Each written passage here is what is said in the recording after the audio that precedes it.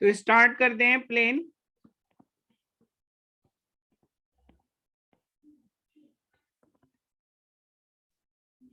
ठीक है, तो प्लेन की इक्वेशन के लिए देखो आपको क्या रिक्वायरमेंट होता है। इक्वेशन ऑफ प्लेन के लिए, प्लेन का हमें चाहिए होगा इसमें नॉर्मल वेक्टर। सपोज ये है आपका प्लेन, तो प्लेन में एक point, this point is suppose x1 y1 z1, और एक इसका नॉर्मल वेक्टर हमें पता है वो है ai plus bj plus ck। और इस प्लेन में कोई जनरल पॉइंट P ले लेते हैं हम x, y, z। ठीक है, ओरिजिन हमारा कहीं यहाँ है, सपोज इस तरह से।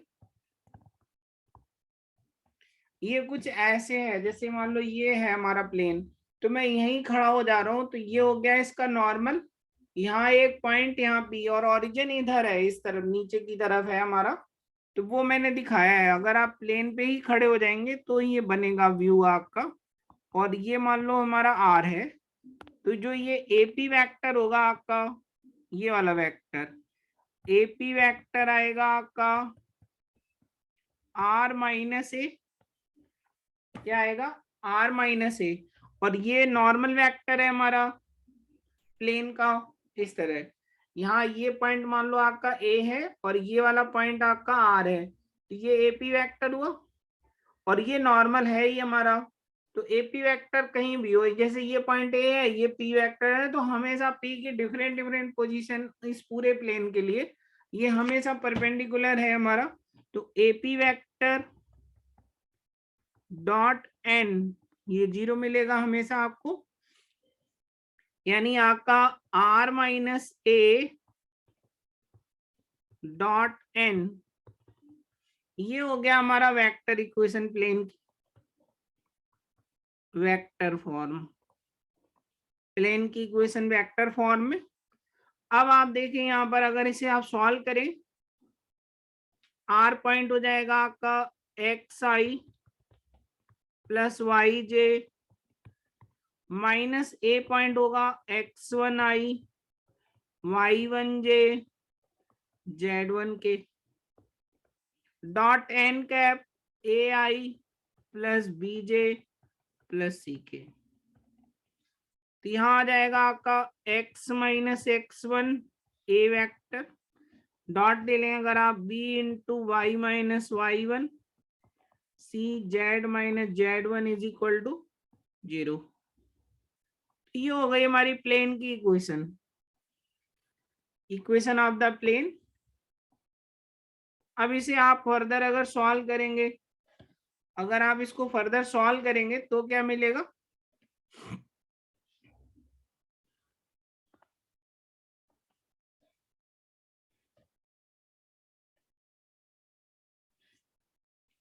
अंदर मल्टीप्लाई कर दें तो आ जाएगा ax1 by1 cz1, इधर आ जाएगा ax plus by plus cz, और माइनस मैंने बाहर ले लिया है। अच्छा, ये वाली वैल्यू आपकी फिक्स हो जाएगी, ये तो फिक्स्ड वैल्यू होगी ना, तो इस फिक्स्ड वैल्यू को हम d मान लेते हैं। तो कुल मिला के हमारी इक्वेशन आ गई ax plus by plus cz plus d is equal to 0। ये हो गई हमारी प्लेन की इक्वेशन ax प्लस by। तो ये है हमारी कार्टेशियन फॉर्म प्लेन की, equation of plane in Cartesian form.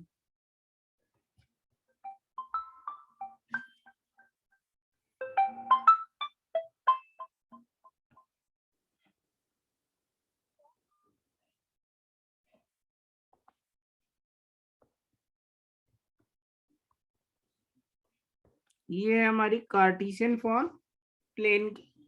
अब देखो, अगर आपको कोई प्लेन की इक्वेशन दे रखी होगी तो हमें क्या दे रखा होगा, ए बी सी, ये तो नोन होगा ना, मान लो जैसे ये लिखा है 2x + 2y - z + 3 = 0, तो इसका मतलब प्लेन गिवन होता है, तो प्लेन का नॉर्मल वेक्टर क्या होगा? प्लेन का नॉर्मल वेक्टर जो कोफिशिएंट को लेके जो वेक्टर बनेगा वो प्लेन का नॉर्मल होता है, ये वाला। तो अगर कभी भी कोई प्लेन की इक्वेशन दी रखी है मतलब नॉर्मल वेक्टर दिया गया है, इसीलिए प्लेन को हमेशा in terms of normal vector define करते हैं। केमिस्ट्री में पढ़ा है आपने 2 1 1 प्लेन ऐसे पढ़ा है? नहीं इसलिए तो सर नहीं पढ़ा। अच्छा, अभी फिर आपको वो उतना पढ़ाया नहीं गया होगा, सॉलिड स्टेट वगैरह, ओ सॉलिड क्रिस्टलोग्राफी वगैरह पढ़ते हैं ना, जब लेयर्स बनती हैं, HCP लेयर ऐसे करके। हाँ भाई एक्सीपी लेयर्स ये सब तो बताया है, पर बता इसका हाँ, टू तो वन उनके वन जो का। प्लेन होते हैं ना क्रिस्टलोग्राफी में, जैसे ये पैरेलल प्लेन है तो इनको फिर हम ऐसे 2 1 1 ऐसे डिफाइन करते हैं ना। 2 1 बार 1 का मतलब है नॉर्मल वेक्टर ये है ऐसे, तो उसका नॉर्मल वेक्टर हम डिफाइन करके करते हैं। ओके, तो अगर आपको कभी भी प्लेन की इक्वेशन दी रखी है, इसका मतलब है कि हमें एक नॉर्मल वेक्टर प्लेन का पता है। अगर स्ट्रेट लाइन दे रखी है तो हमें क्या क्या नोन होता है? एक पॉइंट लाइन में और लाइन के अलोंग वेक्टर दिया है, ये अगर स्ट्रेट लाइन दे रखी है तो ये कुछ बेसिक इंफॉर्मेशन है जो आपको पता होना चाहिए, ठीक है। तो ये तो हो गई हमारी इक्वेशन ऑफ प्लेन। अब आ जाते हैं कि इक्वेशन प्लेन की इक्वेशन निकालने के लिए हमें डायरेक्टली या तो देंगे एक पॉइंट और नॉर्मल वेक्टर, तो हम ऐसे निकाल लेंगे, ठीक है।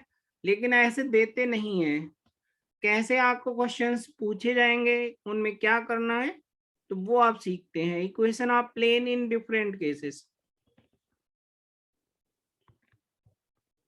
इक्वेशन ऑफ ए प्लेन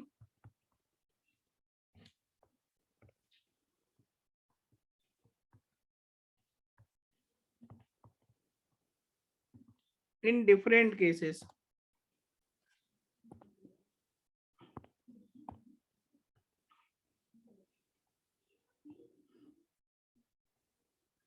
कैसे हम डिफरेंट केसेस में प्लेन की इक्वेशन लिखते हैं, देखो। अब आपको क्वेश्चन में क्या करेंगे, वो प्लेन का नॉर्मल नहीं देंगे तो कोई कंडीशंस देंगे। क्या क्या कंडीशंस हो सकती हैं, उनका हम पहला केस ले रहे हैं। इफ 3 पॉइंट्स आर गिवन,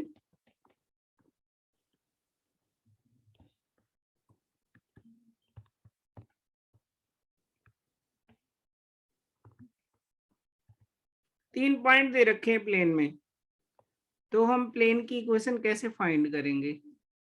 देखो, एक पॉइंट ये दे रखा है मुझे P1, another point P2, P3, ये 3 पॉइंट्स हमें दे रखे हैं प्लेन में। तो प्लेन की इक्वेशन कैसे आप फाइंड करेंगे? देखो, ये वेक्टर आ जाएगा और ये वेक्टर भी आ जाएगा, P1 P2 वेक्टर और P1 P3 वेक्टर आ जाएगा। 2 पॉइंट दे रखे हैं तो इससे 3 पॉइंट से अब आप क्या करें, P1 और इनको क्रॉस कर देना, तो नॉर्मल वेक्टर आ जाएगा। नॉर्मल वेक्टर क्या होगा यहाँ बताओ? ये आ जाएगा P1 P2 वेक्टर और क्रॉस P1 P3, नॉर्मल आ गया।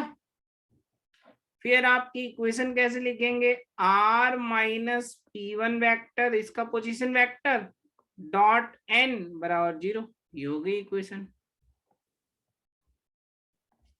बोलो समझ आया? अगर 3 पॉइंट्स दे रखे हैं तो इक्वेशन आप प्लेन कैसे लिखते हैं?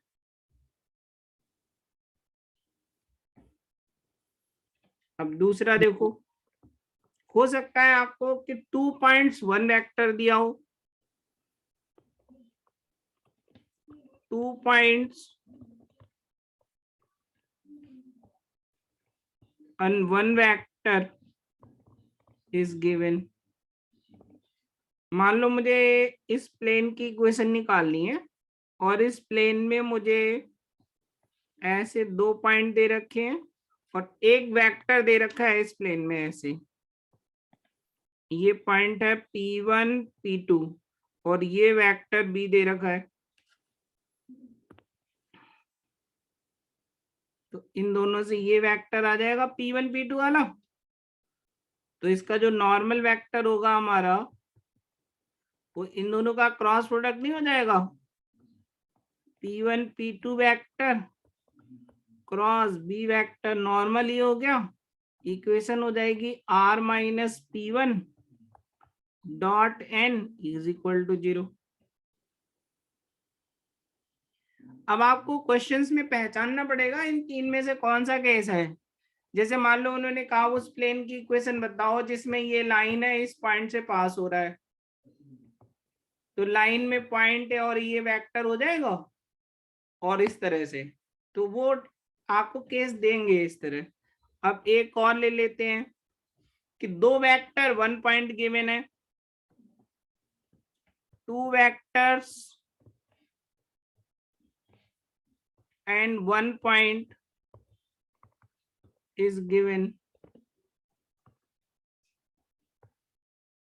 ये है मान लो मेरा प्लेन है, ये इनफाइनाइट लेंथ का प्लेन है, मैं एक सेक्शन बना रहा हूं उसका। एक वेक्टर ये है, एक वेक्टर ये है, बी वेक्टर सी वेक्टर, और एक पॉइंट गिवन है मुझे P, ये P1 पॉइंट गिवन है आपको, जिसका पोजीशन वेक्टर हमारा P1 है। तो इसका जो नॉर्मल वेक्टर हुआ, नॉर्मल वेक्टर वो हो जाएगा आपका B क्रॉस C, और इक्वेशन हो जाएगी R minus P1 dot N is equal to 0। ये आ जाएगी इक्वेशन ऑफ द प्लेन।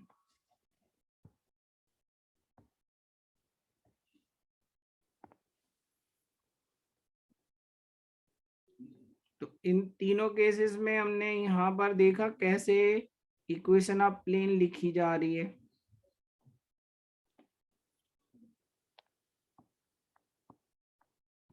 अब मैं आपको क्वेश्चंस करा रहा हूं।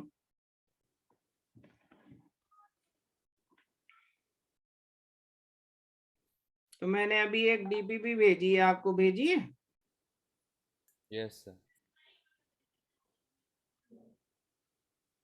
क्वेश्चन नंबर 9 देखो, equation of the plane through 3 points A B C.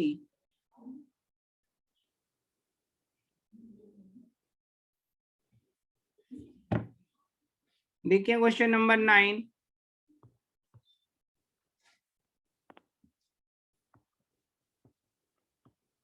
DPP 2 से पॉइंट ए दे रखा है हमें -6 3 2, और पॉइंट बी दे रखा है आपको 3 -2 एंड 4। पॉइंट सी दे रखा है 5 7 3।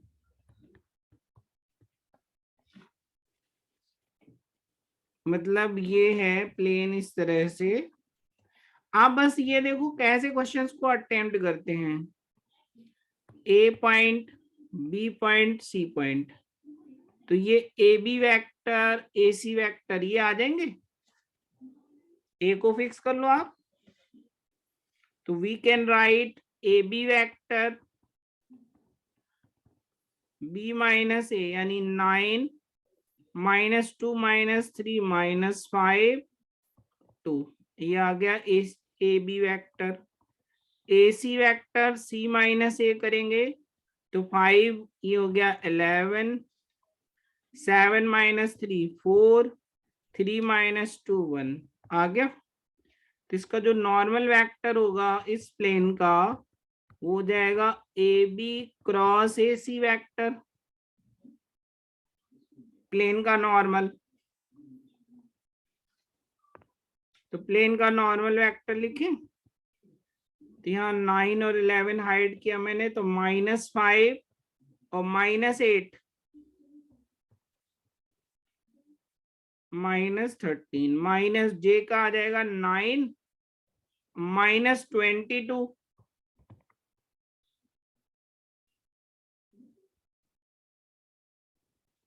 कितना आ गया -13, फिर आएगा 36 और माइनस माइनस प्लस 55,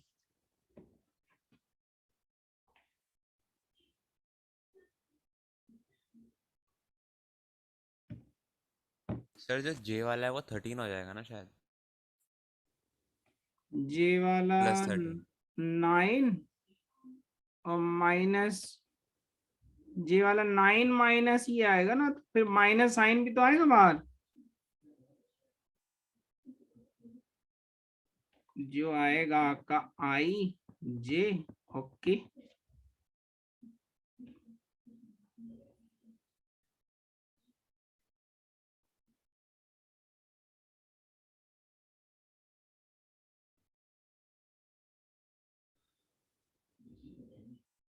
नहीं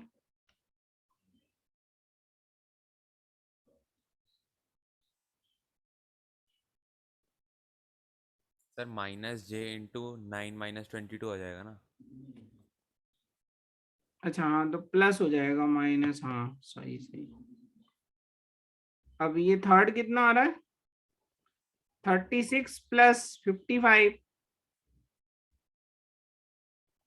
यस सर। ये कुछ गड़बड़ आ रहा है, ऐसा तो कोई ऑप्शन ही नहीं दे रखा है। ये कितना हो रहा है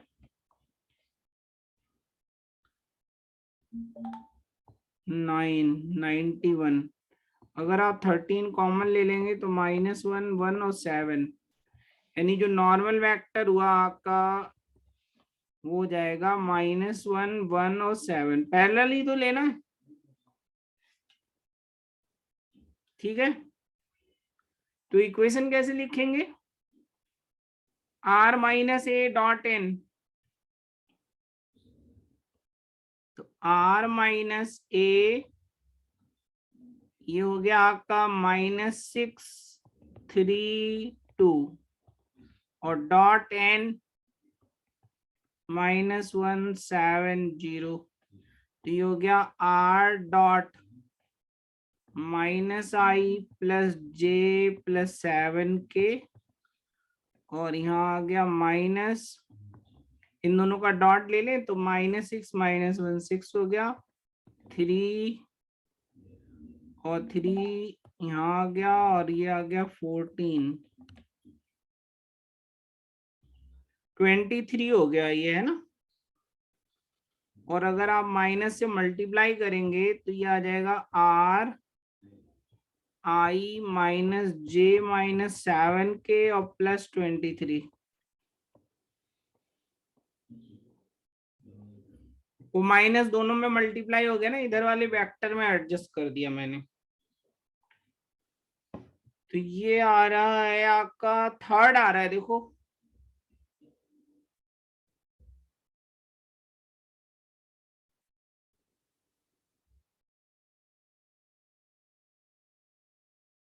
आंसर की में करेक्शन है इसमें, है ना।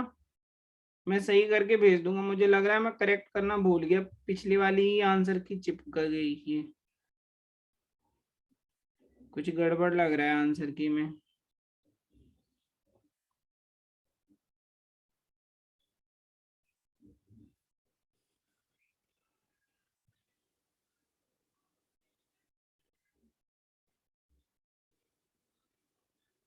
नहीं फर्स्ट ही आ रहा है, सही आ रहा है, i - j फर्स्ट ही आ रहा है, सही है, ठीक है।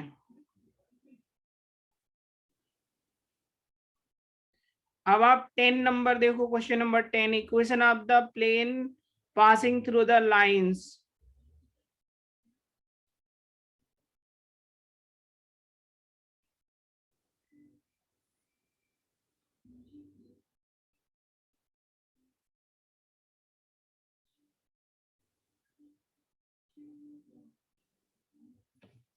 10 नंबर देखो, क्वेश्चन नंबर 10,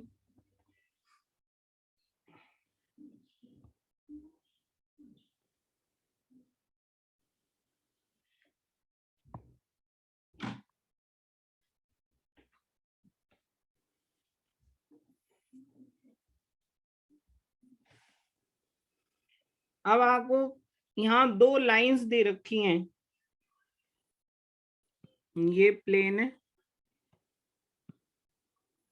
इस प्लेन में दो लाइन दे रखी है मुझे, एक लाइन ये है और एक ये है लाइन।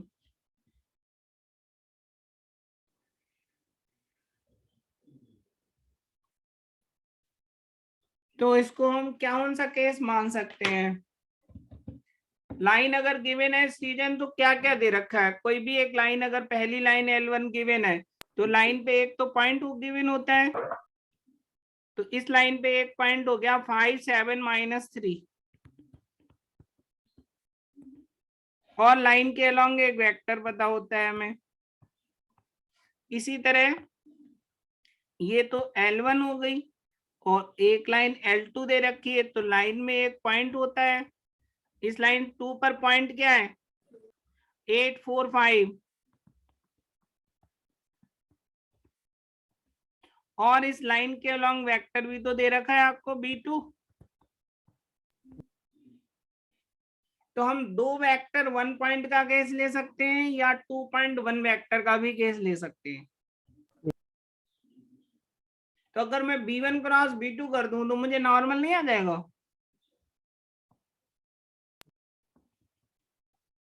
प्लेन की इक्वेशन के लिए बेटा प्लेन का नॉर्मल चाहिए मुझे, तो नॉर्मल हम निकाल सकते हैं, ये A1 A2 वेक्टर बना के भी निकाल सकते हैं, तो हमें उसकी जरूरत नहीं है, ऑलरेडी B1 B2 नोन ही है, इन्हीं का क्रॉस ले लेते हैं।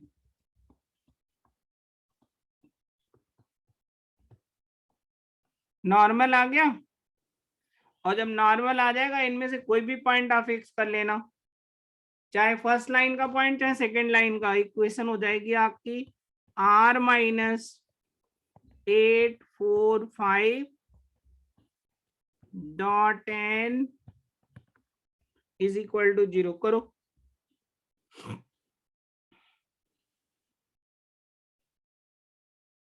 ये समझने का टॉपिक है, इंटरेस्टिंग भी है, अच्छा भी है, एप्लीकेशन ऑफ वेक्टर है पूरा पूरा ये।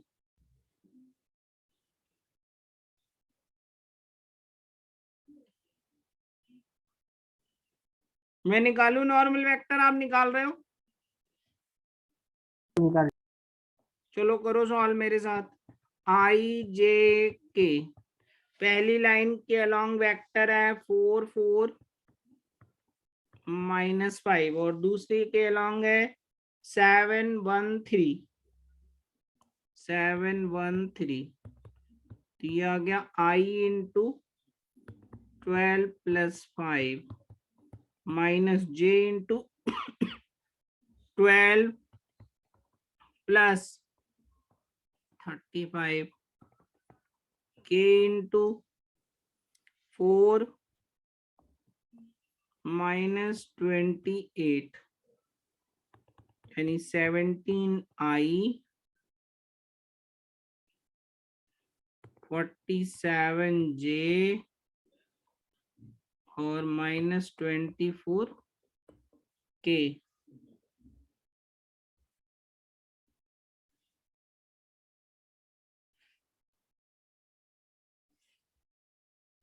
अब इससे आपको नॉर्मल वेक्टर से कॉफिशिएंट का तो पता चल ही गया, पता चल गया ना। अब इससे मुझे आंसर पता चल गया, पहला ही है 17x - 47y -24z, है ना। सिर्फ नॉर्मल निकालते ही प्लेन का पता चल गया, क्योंकि यही कॉफिशिएंट पहले में आ रहे हैं, तो 10 का ये आ रहा है। अब इसमें पुट कर देंगे आप R - A XI YJ ZK -8I 4J 5K, फिर डॉट 17I 47J 24K बराबर 0, ऐसे। तो यहाँ आ जाएगा आपका I से I का dot 17x 47y 24z minus 8 into 17 into 8, 4 into 47, 5 into 24। Solve कर देंगे, आ जाएगा। फर्स्ट आ रहा है। सर तो y और z के कोफिशिएंट्स ही पता चल रहा है, पॉजिटिव या नेगेटिव। क्योंकि वाई जेड के कोएफिशिएंट ही तो नॉर्मल वेक्टर देंगे आपको।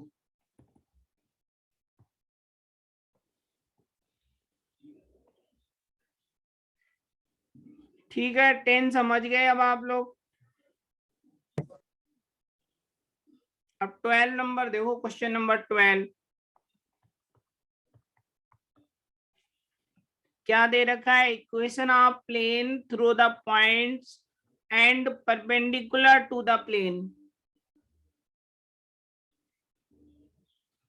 क्वेश्चन कैसे अटेम्प्ट करते हैं? मैंने कहा कोई एक रैंडम प्लेन बना लें। बना लिया आप लोगों ने? बन गया प्लेन। इस प्लेन में दो पॉइंट दे रखे हैं। एक पॉइंट है 0, -4, -6, और एक दूसरा पॉइंट P2 दे रखा है इसमें, -2, 9 और 3। दो पॉइंट हो गए।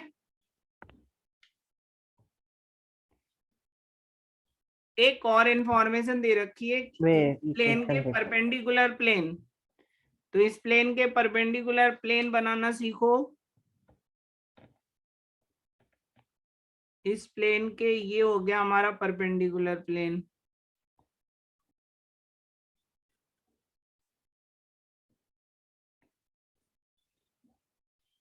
बन गया परपेंडिकुलर प्लेन। अब इसका जो नॉर्मल वेक्टर होगा हमारा, इस परपेंडिकुलर प्लेन का जो नॉर्मल वेक्टर होगा वो क्या इसमें नहीं आएगा? या ऐसे ही तो होगा नॉर्मल वेक्टर इसका, ये जो मैं खींच रहा हूं। तो वो जो नॉर्मल वेक्टर होगा वो इसके प्लेन में नहीं आ जाएगा? Yes sir. तो ये 2.1 वेक्टर का केस नहीं हुआ? तो इसका जो नॉर्मल वेक्टर n होगा वो क्या होगा? P1 P2 vector cross n1।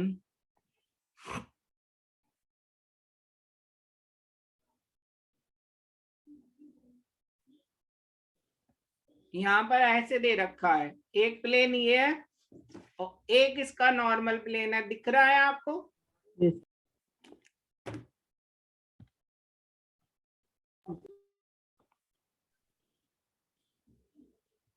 इस तरह से ऐसे है। तो जब इस वाले का ये जो नॉर्मल वेक्टर है, देखो मैं यहाँ इस तरह पेन को रख दिया मैंने, और ये देखो ऐसे दिख रहा है ना, ये तो मेरा पेन जो है वो इसका नॉर्मल वेक्टर बना रहा है ना, इस वाली बुक का। तो कुल मिला के इस वाले वर्टिकल प्लेन का जो नॉर्मल वेक्टर है वो इसके प्लेन में वेक्टर और 2 पॉइंट हो गए। तो 2.1 वेक्टर का केस हो गया ये। तो अब आप करें 2.1 वेक्टर।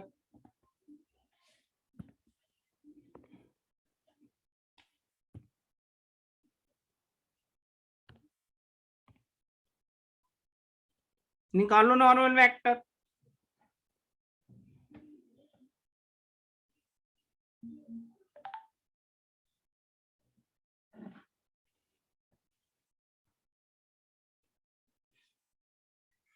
P1 P2 वेक्टर ये आ गया आपका -2, 9 + 4 और 3 + 6 9। और पहले वाले प्लेन का नॉर्मल वेक्टर, इस प्लेन का नॉर्मल वेक्टर क्या है क्रिस? क्या है नॉर्मल वेक्टर जो दिया हुआ है प्लेन उसका? सर 1, -4, 1 -4, -2। Very good. सर इनका सी क्रॉस कर देंगे तो हमारे जो रिक्वायर्ड प्लेन है उसका नॉर्मल वेक्टर आ जाएगा। कुछ भी रटने की जरूरत ही नहीं है, बहुत सिंपल है 3D। सही समझेंगे, सही से करेंगे तो कोई भी क्वेश्चन आईआईटी का आप बस यूं निकालेंगे। मैं कह रहा हूँ क्या गिवन है पहले हम समझ लें, और हमें क्या निकालना होता है वो समझ लें। प्लेन की इक्वेशन के लिए नॉर्मल वेक्टर चाहिए होता है और एक पॉइंट चाहिए होता है, ये बेसिक नीड है। इसी तरह स्ट्रेट लाइन की इक्वेशन के लिए एक पॉइंट और लाइन के पैरेलल या उसके अलोंग वेक्टर चाहिए होता है बस। चलो करते हैं नॉर्मल इसका। इसका नॉर्मल वेक्टर आ गया मेरा, आई का मिल जाएगा -26 माइनस माइनस प्लस 36 यानी 10 आ गया। फिर आया आपका ये -j के साथ 4 और 4 माइनस 9 तो -5 यानी 5 आया।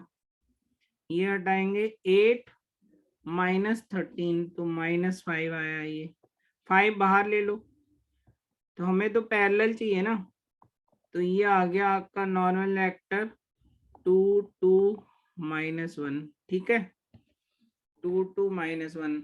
अब कोई भी पॉइंट लेके आप इक्वेशन लिख सकते हो। आप r-0 -4 -6 डॉट 2 2। अगर आप यहाँ 10 को बाहर रखोगे भी ना तो 0 में चला जाएगा, उससे कोई फर्क थोड़ी पड़ेगा। तो ये आ जाएगा आपका 2x 2y माइनस जेड और -0 -8 और माइनस माइनस प्लस का 6 यानी 2x 2y minus Z plus 2। ये आ रहा है देखो,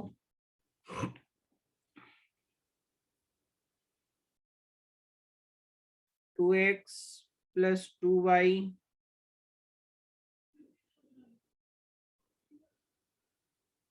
अरे मैंने गलत कर दिया। ये 1 कॉमन 5 कॉमन लेंगे ना तो 1 होगा यहाँ, ये यहाँ 1 आएगा तो ये हो जाएगा आपका।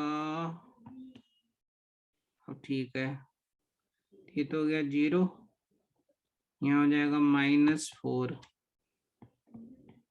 -4 और +6 यहाँ आएगा -2।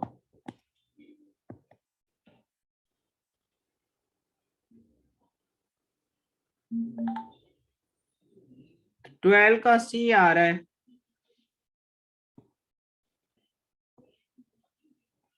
आ गया? Yes sir. तो ये तो हमारे बेसिक थे, मतलब 3 पॉइंट्स। अब वो अलग अलग आपको घुमाने के लिए मतलब ऐसे देंगे कि इसके परपेंडिकुलर है, वो प्लेन इस लाइन के पैरेलल है और इस पॉइंट से पास कर रहा है। इसे कोई लाइन दे दी ऐसे, ये प्लेन है ये लाइन है, और एक पॉइंट दे दिया, ऐसे कहेंगे कि ये पॉइंट है इस लाइन के पैरेलल है। तो लाइन के पैरेलल मतलब इसका एक वेक्टर हो गया, 2 पॉइंट इसमें दे दिए उन्होंने, तो इसका वेक्टर क्रॉस करके नॉर्मल निकाल लेना। तो अभी मैं उन सारे केसेस पर भी आता हूं आपको कि उस तरह के केसेस को हम कैसे सॉल्व करते हैं।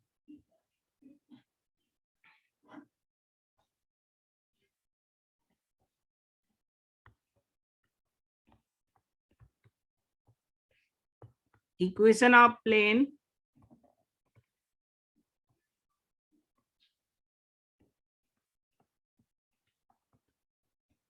passing through the line of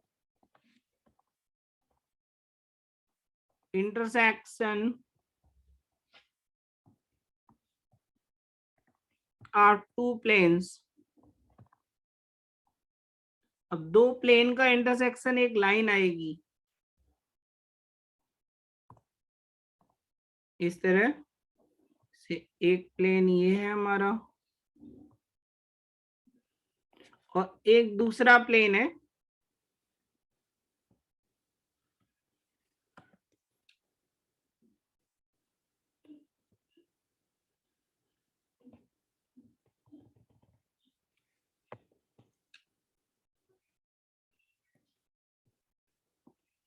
ऐसे, तो इनकी ये हुई लाइन ऑफ इंटरसेक्शन। ये है प्लेन हमारा, मान लो P1 इक्वल टू 0, ये प्लेन है P2 इक्वल टू 0। तो इनकी जो लाइन ऑफ इंटरसेक्शन है, इससे जो प्लेन जाएगा आपका ये वाला प्लेन, ये जो प्लेन है आपका इनके लाइन ऑफ इंटरसेक्शन से जा रहा है, ये वेरिएबल प्लेन हुआ। इसकी इक्वेशन होती है आपकी P1 plus lambda P2 equal to 0। P1 plus lambda P2 equal to 0, इस तरह से आप देख सकते हैं। जैसे एक प्लेन ये है, एक प्लेन ये है, तो इन दोनों का इंटरसेक्शन ये वाली लाइन आ रही है। अब देखो एक प्लेन, ये वाला जो प्लेन है, ये दोनों की लाइन ऑफ इंटरसेक्शन तो वेरिएबल है, ये कभी यहाँ होगा कभी यहाँ होगा, इस तरह। तो इस वेरिएबल प्लेन की, इस वाले प्लेन की इक्वेशन हमने लिखी है P1 प्लस लैम्डा P2। दिख रहा है? Yes sir. समझ आ रहा है ना आपको? ये प्लेन, एक ये प्लेन, इनकी लाइन ऑफ इंटरसेक्शन ये हुई हमारी, ठीक। तो उसकी इक्वेशन मैंने लिखी है P1 plus lambda P2।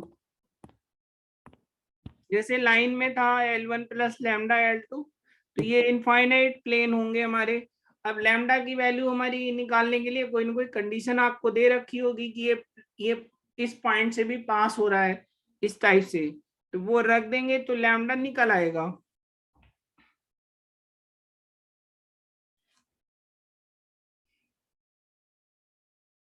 Question number 11 देखो आप।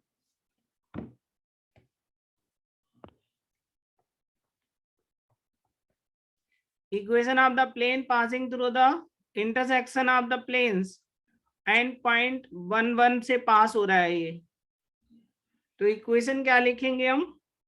पहला प्लेन P1 यहाँ दिया है आपको x plus Y plus Z -6 equal to 0, और P2 प्लेन दिया है हमें 2x plus 3y plus 4z।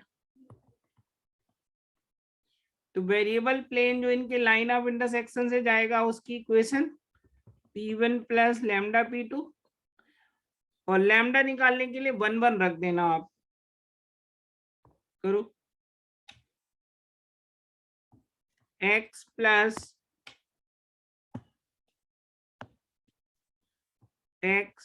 Y plus Z -6 plus lambda 3y 4z plus 5 is equal to 0। अब 1 1 इसमें रख दें, तो यहाँ आ जाएगा 1 1 1 3 -6 लैम्डा 2 प्लस 3 प्लस 4 -5, तो लैम्डा आ गया आपका।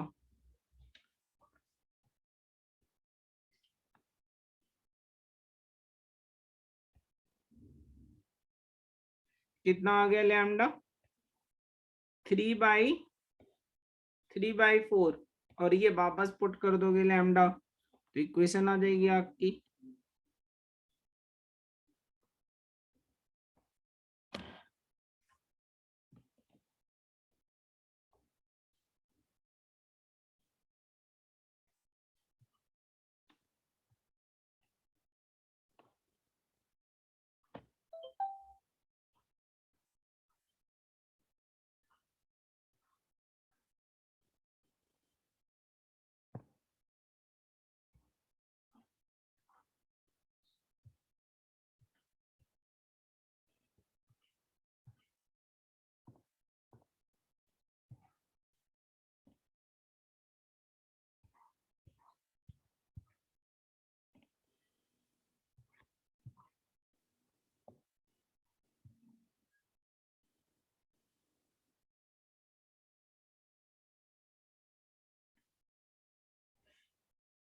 सर तो जो लैम्डा लैम्डा, वाला ब्रैकेट है उसमें लास्ट में +5 होगा। गड़बड़ हो गया मेरा था।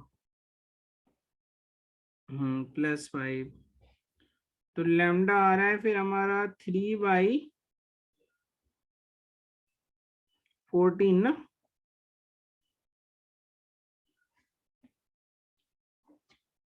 देखो कौन सी आ रही है इक्वेशन फिर इनमें से? लैम्डा की वैल्यू पुट कर देंगे यहाँ, तो ये आ जाएगा आपका 14 into X plus Y plus Z minus 6 और 3 into 2x plus 3y 4z plus 5 is equal to 0।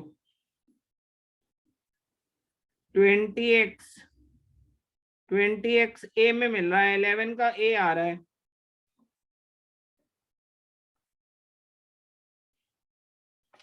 ये आ जाएगा ना आपका 20x और फिर y आ जाएगा 9 और 14 23। इसी तरह z आ जाएगा 12 26 z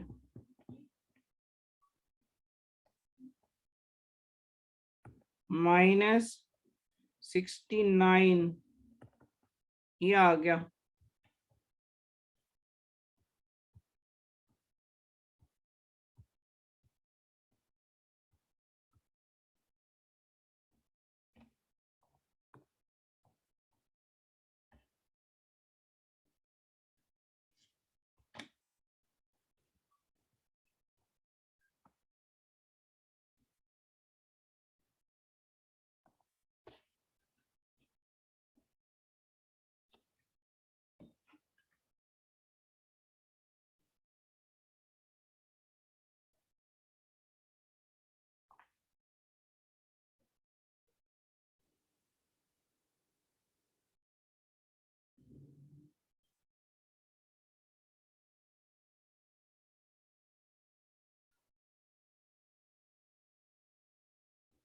अब आप क्वेश्चन नंबर देखो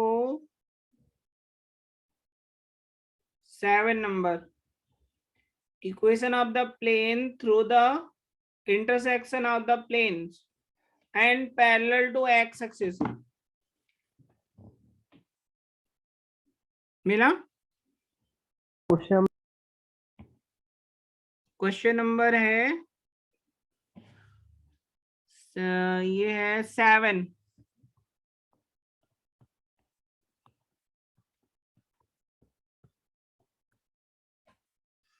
equation of the plane through the intersection of the planes,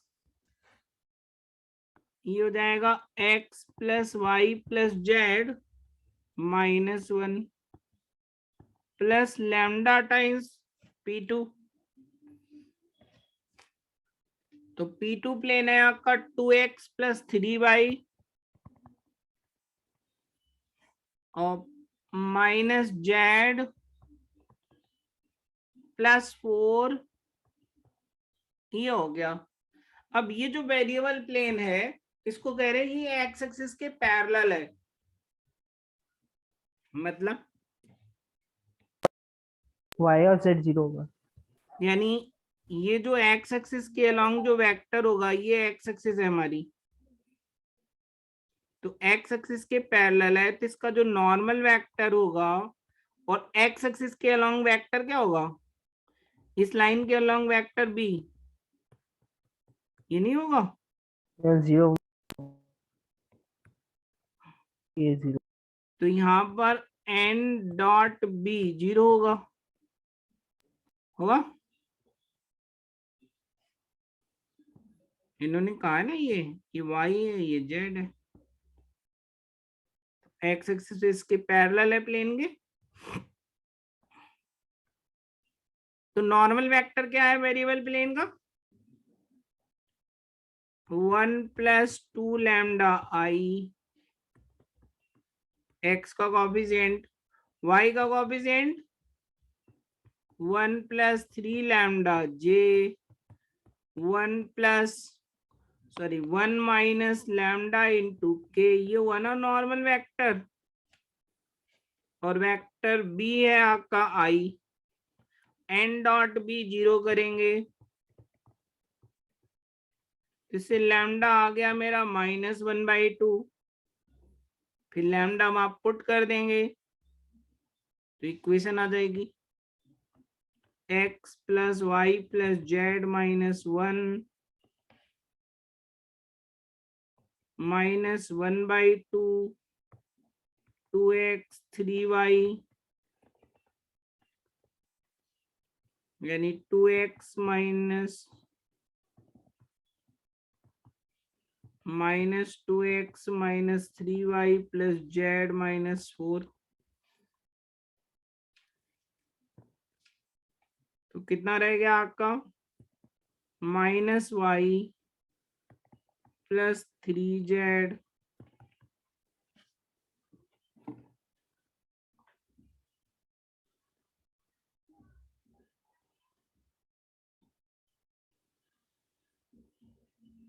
पहला ही आ रहा है 7 का, माइनस से मल्टीप्लाई कर दो इसमें तो क्या आ जाएगा आपका y माइनस 3z प्लस 6, ये हो गया ना।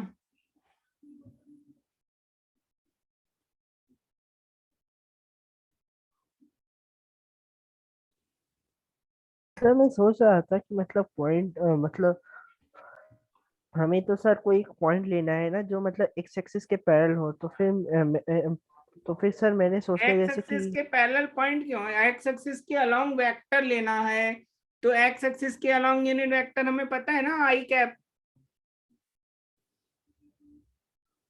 यस भाई एक्स एक्सिस के अलोंग जो भी वेक्टर है वो डायरेक्शन को डिफाइन करोगे ना एक्स एक्सिस की, और उसका जो प्लेन का नॉर्मल वेक्टर होगा। देखो आप 3D ऐसे है,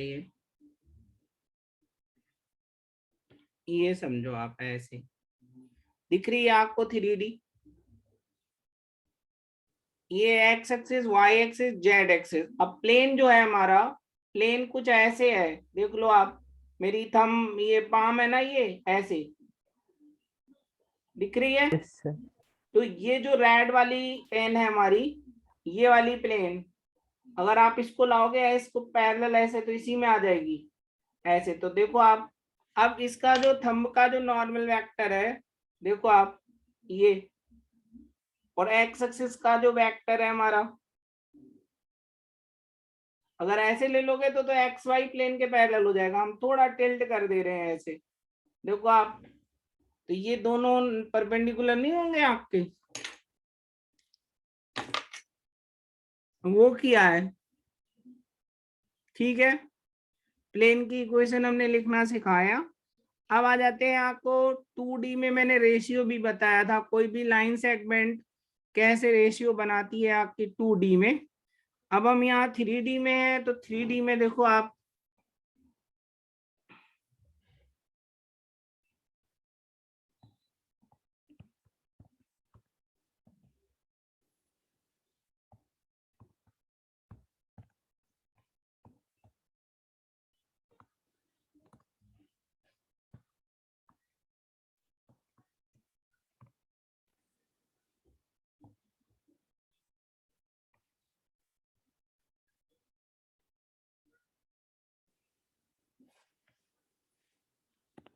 रेशियो आप line segment divided by a plane,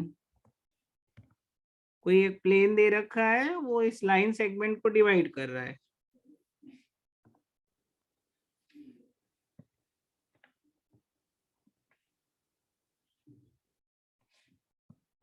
ऐसे। अब ये हमारा मान लो कोई एक प्लेन है,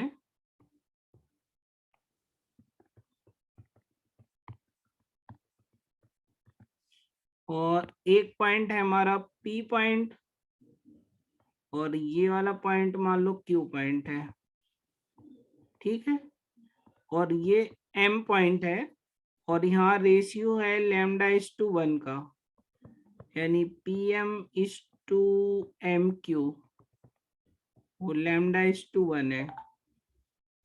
P पॉइंट है हमारा x1 y1 z1, ये पॉइंट है x2 y2 z2। तो M का कोऑर्डिनेट लिख सकते हैं, M का कोऑर्डिनेट क्या हो जाएगा, λ/x2 + x1 by λ+1, λ/y2 + y1 by λ+1, lambda z2 plus z1 by lambda plus 1। अब ये पॉइंट हमारा ऑन द प्लेन है, इसे सेटिस्फाई करेगा।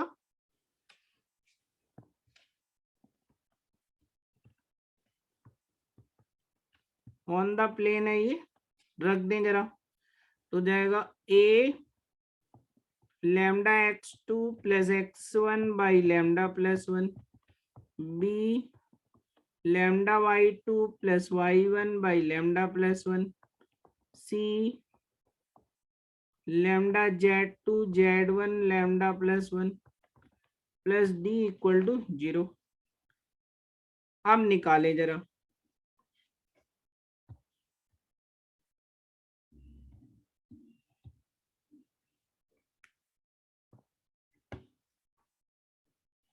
करो, इससे लैम्डा निकल आएगा, लैम्डा प्लस 1 से मल्टीप्लाई कर दो इसको, तो lambda into ax2 by2 cz2 plus d, और प्लस में आ जाएगा ax1 by1 cz1 plus d, यानी लैम्डा आ गया minus times ax1 by1 plus cz1 plus d, ax2 by2 cz2 plus d।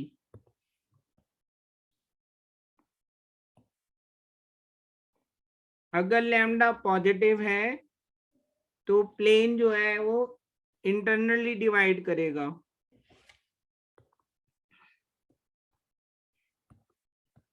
Lambda is positive, value of lambda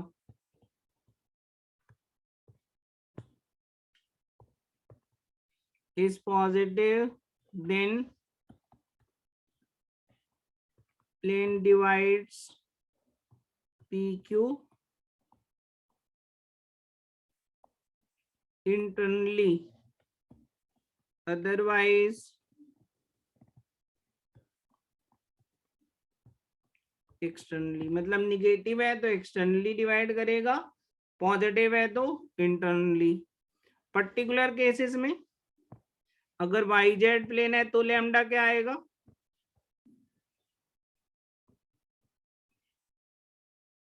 x Y plane lambda will be, particular case में lambda क्या होगा, X Y plane की equation क्या होती है, Z बराबर 0, yes sir. X Y plane की equation हो जाएगी 0x 0y 0z, सॉरी ये हो जाएगी। तो यहाँ जब इसमें ये रख देंगे 0x1 0y1, तो z1 बाई z2 नहीं आ जाएगा सीधे सीधे।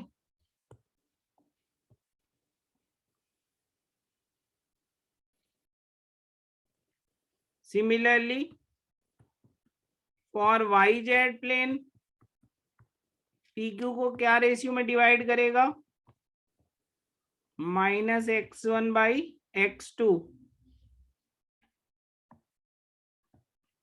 और फॉर xz प्लेन किस रेशियो में डिवाइड करेगा, -y1 बाई 2। ये सारे केसेस मैंने बता दिए। अब ये रेशियो अगर पॉजिटिव आ रहा है तो इसका मतलब है कि वो प्लेन लाइन सेगमेंट के यहाँ से जा रहा है कट करके, अदरवाइज लाइन सेगमेंट जो है प्लेन के एक ही तरफ होगा। तो जैसे आप 2D में निकालते थे both point lies same side of the line, तो क्या होता था ax1 by1 प्लस c या ax2 by2 l1 l2 positive, same side, opposite side opposite sign, ठीक है।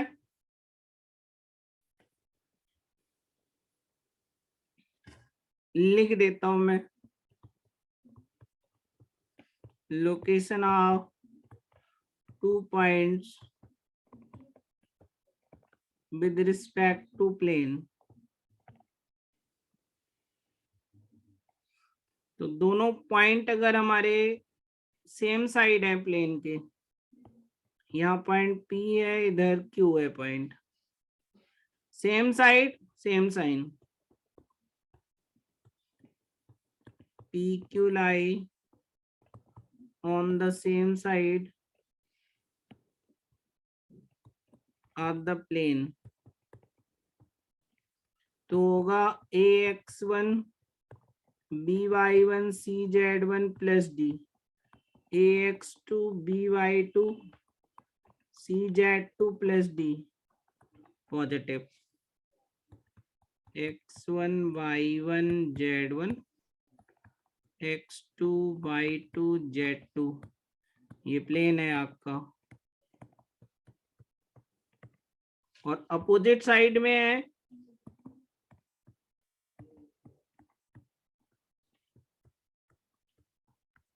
अपोजिट साइड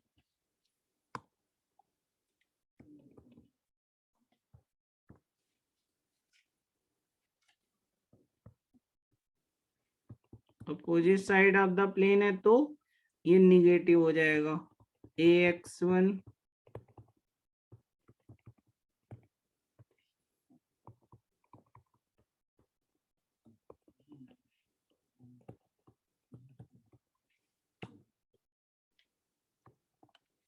तो ये हो गई आपका सेम साइड अपोजिट साइड दोनों की कंडीशंस। ओके, मतलब एग्जाम में कोई क्वेश्चन आ जाए कि डिवाइड करता है कि नहीं करता है, तो हमें मतलब पहले दोनों इक्वेशन का वे देखना रहेगा वे।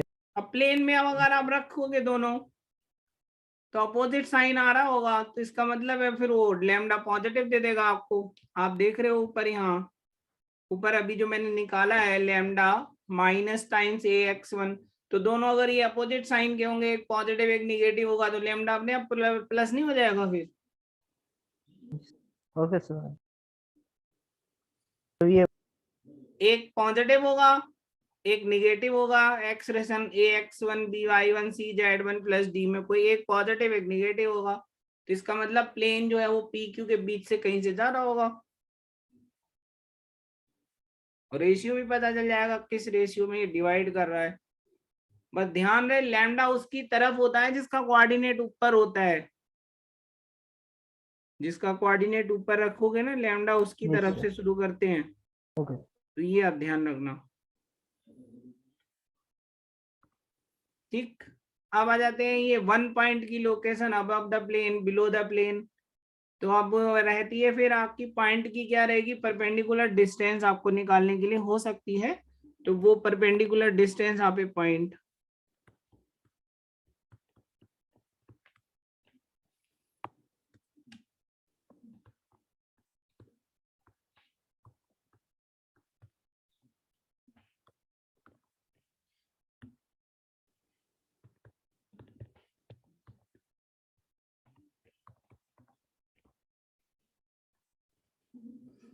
perpendicular distance of a point from a plane। देखो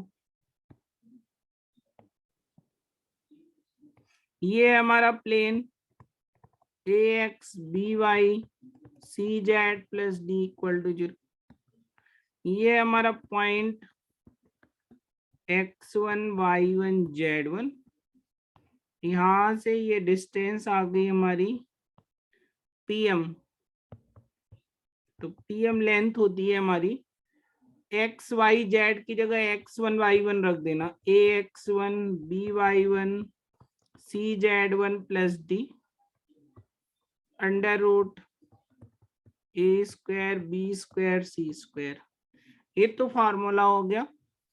इसको अब हम वेक्टर फॉर्म में कार्टेशियन फॉर्म में प्रूफ भी कर देते हैं, और फोटा परपेंडिकुलर और इमेज कैसे निकालते हैं वो भी बता देते हैं।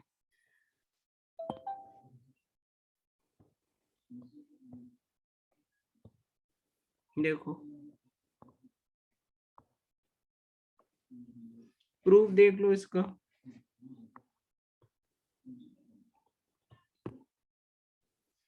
हम क्या कर रहे हैं, कोई पॉइंट प्लेन में मान लेते हैं, कोई भी पॉइंट आप मान लो, एक पॉइंट Q मान लिया मैंने प्लेन में,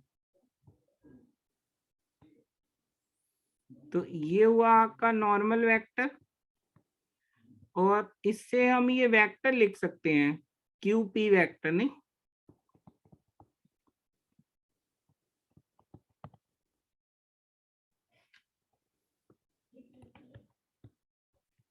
point Q x2 y2 z2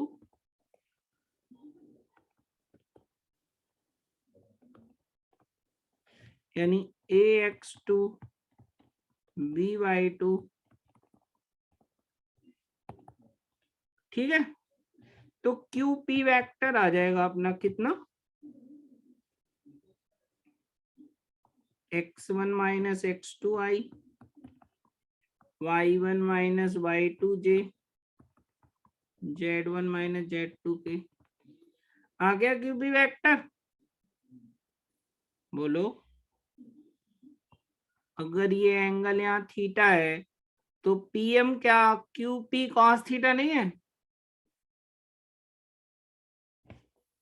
बोलो।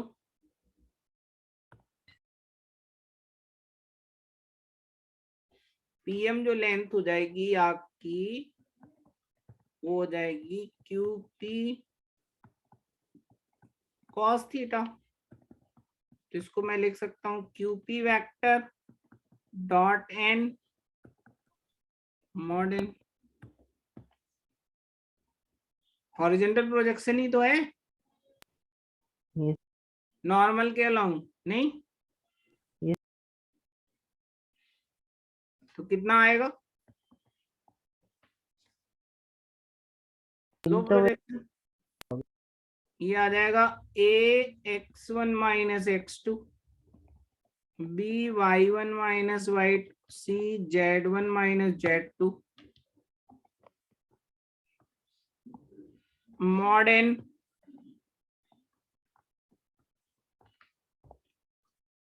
नॉर्मल वेक्टर तो आपको पता ही है ना, A I plus B J plus C K.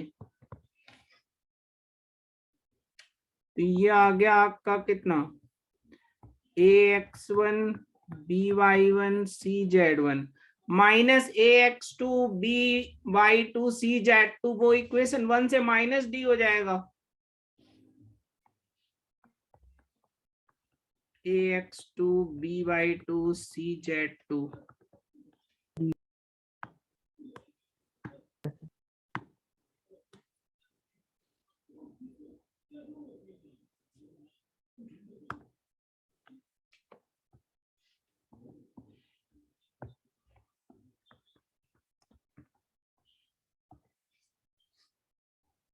तो ये इक्वेशन 1 से इसकी वैल्यू रख देंगे आप। ये जो मैंने हाईलाइटर से हाईलाइट किया तो वो माइनस डी हो जाएगी, तो माइनस माइनस प्लस डी हो गया, यानी परपेंडिकुलर डिस्टेंस आ गई हमारी PM. A X one B Y one C Z one. अब ये पॉइंट पी अगर प्लेन में ही आ जाएगा तो ऑब्वियस है ये X one B Y one C Z one ये प्लस डी ये जीरो ही हो जाएगा।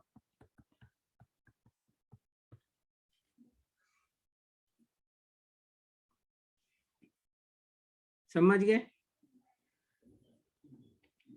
Yes sir. परपेंडिकुलर डिस्टेंस ये हो गई। अब हम आ जाते हैं image of a point of foot of perpendicular कैसे लिखते हैं।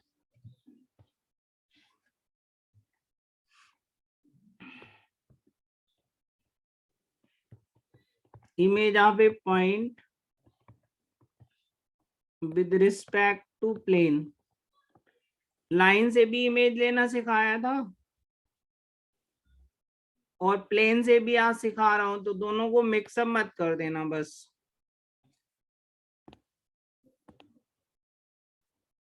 प्लेन से मिरर इमेज कैसे लेते हैं वो आज देखें।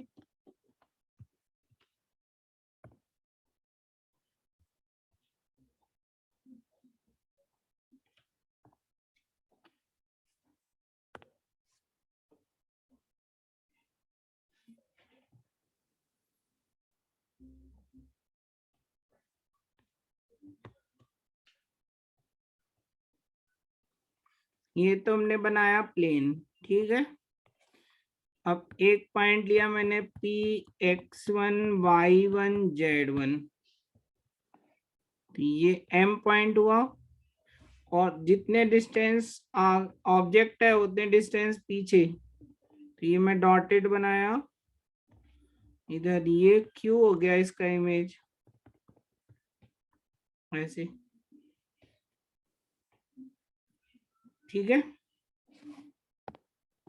तो ये है हमारा plane,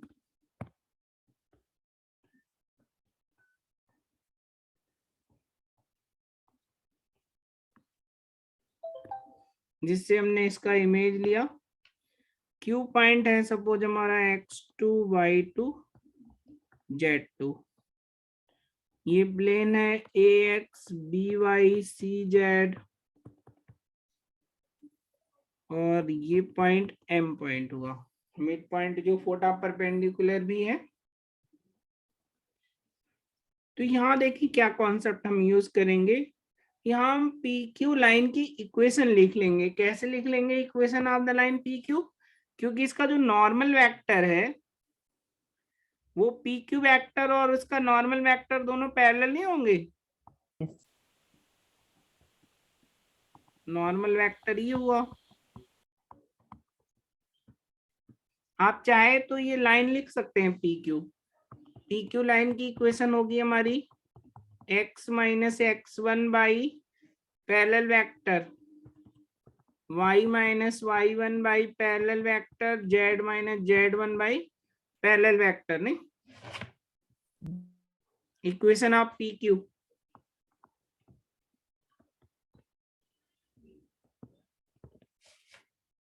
equation of line P Q हमने ये लिख ली।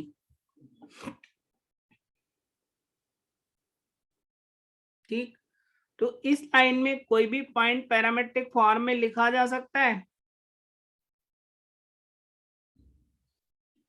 लैम्डा के फॉर्म में, और वो पॉइंट इसे सेटिस्फाई करेगा। क्यू पॉइंट इसी लाइन पे है ना हमारा,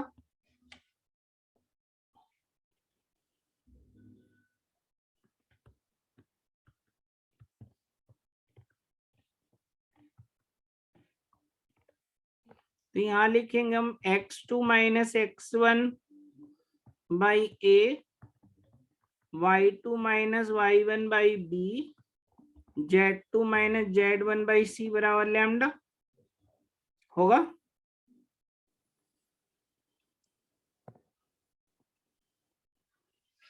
तो जो मिड पॉइंट m है वो होगा आपका x1 plus x two by y1 plus y2 by two, z1 plus z2 by two, mid point की कंडीशन। और यहां से x2 को मैं लिख सकता हूं x1 प्लस x2 आ जाएगा आपका a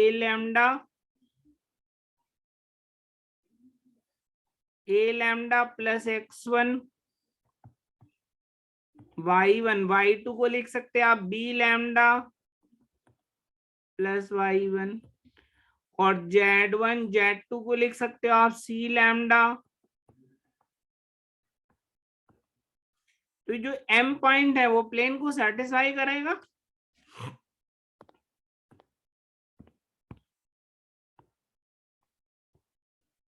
m पॉइंट सेटिस्फाई करेगा या नहीं करेगा, बोलो। सेटिस्फाई करेगा तो वो रख दें, m ऑन द प्लेन है ये लैम्डा आ जाएगा आपका a x1 a lambda by two, y1 b lambda by two, z1 c lambda by two plus d is equal to 0। तो हमें मिला a square by two B square C square lambda by two A X one B Y one C Z one plus D is equal to 0। यानी lambda आ गया मेरा -2 times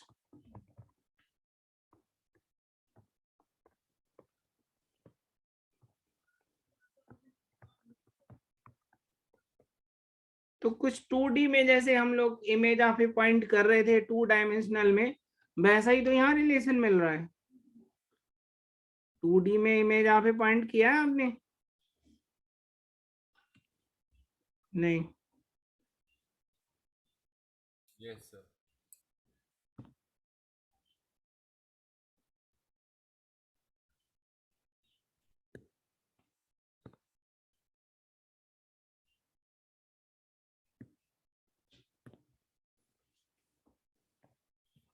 image of a point,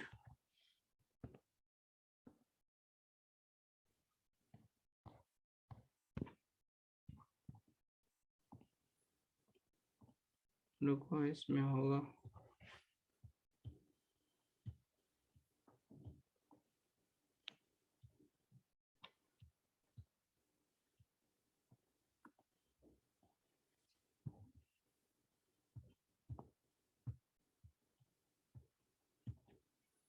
ये तो locus है।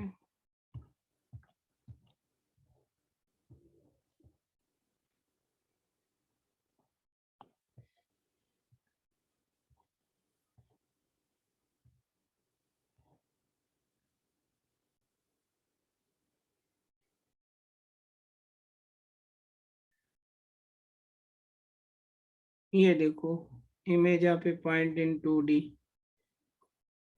फोटा perpendicular है,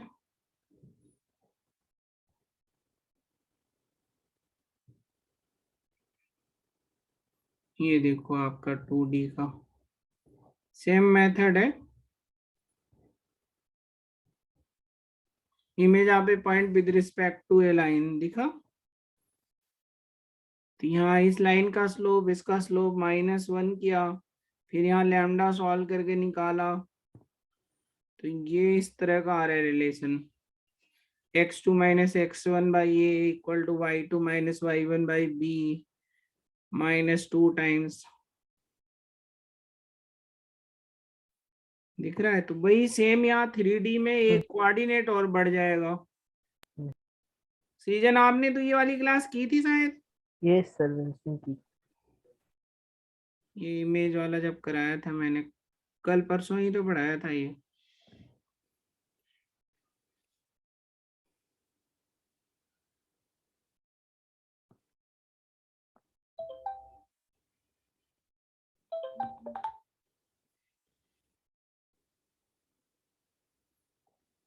तो यहाँ जो आया अपना रिलेशन, अब उसको दोबारा से लिख देते हैं। यहाँ पर जो हाईलाइटर किया मैंने, यानी इमेज जो आई हमारी, कुल मिला के ये आया x2 - x1 बाई ए और y2 - y1 by B, z2 - z1 by C -2 times ax1 by1 cz1 plus D A square plus B square plus C square. हम इसको याद कर लेते हैं इमेज ऑफ ए पॉइंट के लिए। और यहाँ का 2 अगर हटा दोगे ना तो फुटा परपेंडिकुलर आ जाएगा। अगर ये जो 2 आ रहा है यहाँ पर लैम्डा में, वो 2 हटा देना तो आपका फुटा परपेंडिकुलर आ जाएगा। मतलब मेरा कहने का है, ये कह रहा हूं मैं कि फुटा परपेंडिकुलर के लिए आप क्या करना,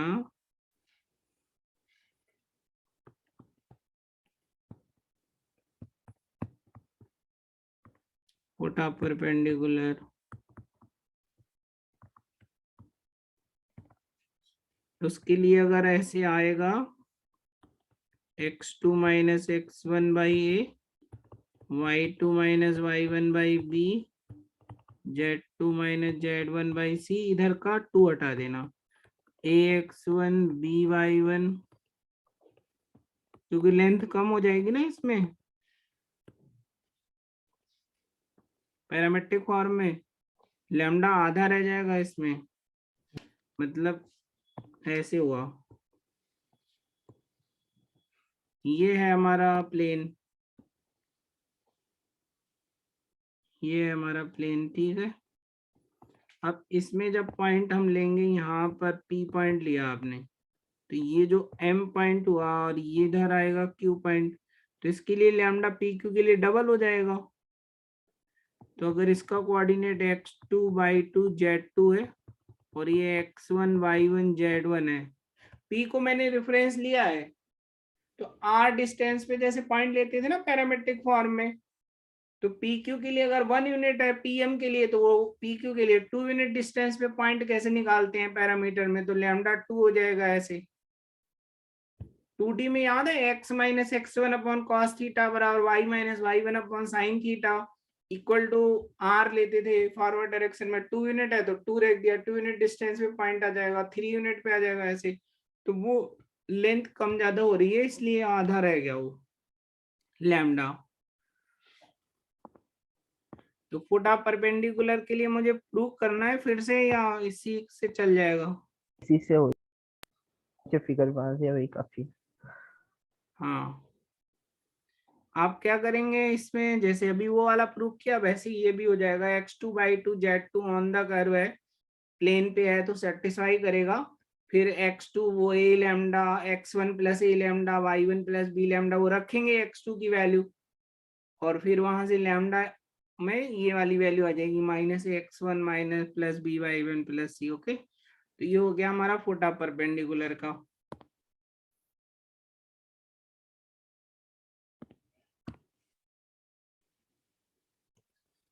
ये फोटा परपेंडिकुलर हो गया, इमेज हो गया, परपेंडिकुलर डिस्टेंस हो गई। और पॉइंट का क्या पूछ सकते हैं आपसे, यही 3 चीजें। पॉइंट हो गया कंप्लीट अपना। अब आ जाते हैं प्लेन और प्लेन पे। देखो पॉइंट प्लेन कंप्लीट कर दिया मैंने, प्लेन एंड प्लेन। यानी लोकेशन ऑफ 2 प्लेन्स। एक प्लेन है हमारा P1 A1x B1y C1z plus D1, और एक दूसरा प्लेन है A2x B2y C2z D2। अगर ये दोनों प्लेन आपके पैरेलल हैं, केस 1,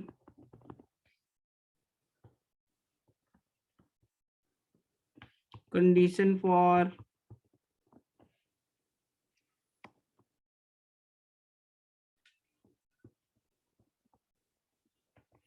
पैरेलल प्लेन्स। अगर ये दोनों प्लेन पैरेलल हैं, एक प्लेन ये, एक प्लेन ये, तो इसका नॉर्मल वेक्टर n1 और इसका नॉर्मल वेक्टर n2, तो आपका n1 is parallel to n2 होगा फिर। यानी कोएफिशिएंट सेम प्रोपोर्शन में होंगे, a1/a2 b1/b2 c1/c2, ये होगा आपका अगर ये दोनों प्लेन पैरेलल हैं। तो हम पैरेलल प्लेन फिर कैसे लिखेंगे अगर ये सेम प्रोपोर्शन में है, मतलब a1 की वैल्यू लैम्डा a2, b1 की वैल्यू लैम्डा b2, c1 की वैल्यू लैम्डा c2 इसमें रख देंगे, तो प्लेन्स जो होंगे हमारे सिर्फ कांस्टेंट से डिफर करेंगे। यानी ax by cz प्लस यहाँ पर कांस्टेंट कोई मान लो हमारा d1 आया, और यहाँ कांस्टेंट ax by cz ये d2 आएगा। तो इनके बीच की जो डिस्टेंस है हमारी, ये इनके बीच की डिस्टेंस मान लो p है हमारी, वो हो जाएगी आपकी d1 माइनस d2। ये प्रूव करना है मुझे। क्या करेंगे, पहले प्लेन में कोई पॉइंट ले लेना x1 y1 z1, फिर परपेंडिकुलर डिस्टेंस का ये सही फॉर्मूला है। लगा देना, और वो वैल्यू x1 y1 वाली कंडीशन से रिप्लेस कर देना, जैसे मैंने अभी की थी x2/2 z2 वाली वैल्यू। हो जाएगा प्रूव। ये तो हो जाएगा। ये हो गई डिस्टेंस बिटवीन 2 पैरेलल प्लेन्स का केस। अब मान लो प्लेन हमारे पैरेलल नहीं है तो कट कर रहे होंगे फिर। Non parallel planes,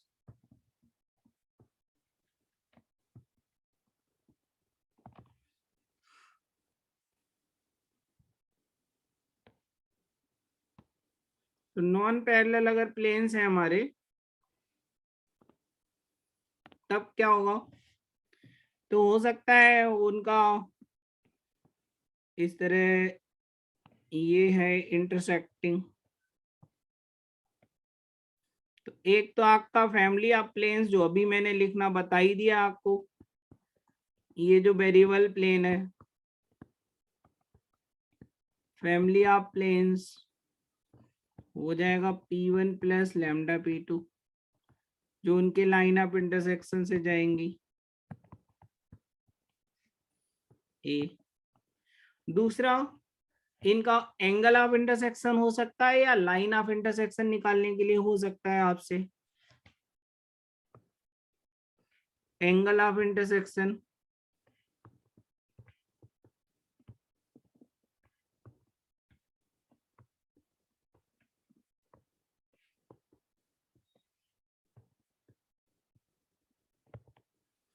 angle of intersection between two planes, तो ये भी बहुत सिंपल है निकालना।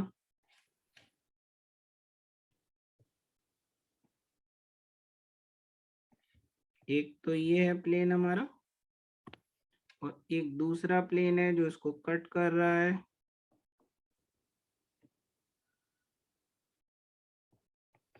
ऐसे अब इस प्लेन का जो नॉर्मल है हमारा,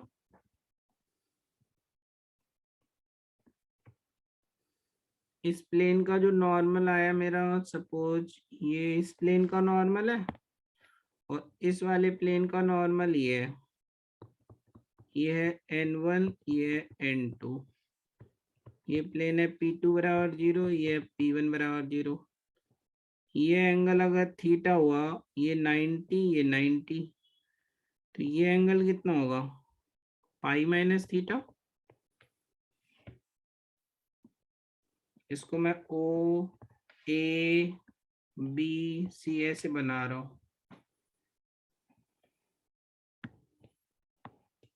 तो ये जो एंगल अगर आपका यहाँ वाला एंगल थीटा है तो ये पाई माइनस थीटा होगा N1 N2 के बीच एंगल। तो N1 डॉट N2 वो लिखेंगे mod N1 mod N2 cos pi minus theta. ठीक है। अब क्योंकि angle of intersection between to curves हमेशा एक्यूट एंगल से डिफाइन करते हैं, तो एक्यूट एंगल के लिए क्या करेंगे? मॉड ले लेंगे इसी का।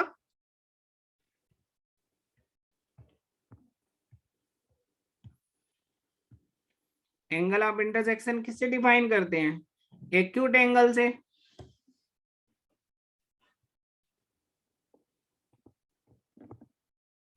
एंगल ऑफ इंटरसेक्शन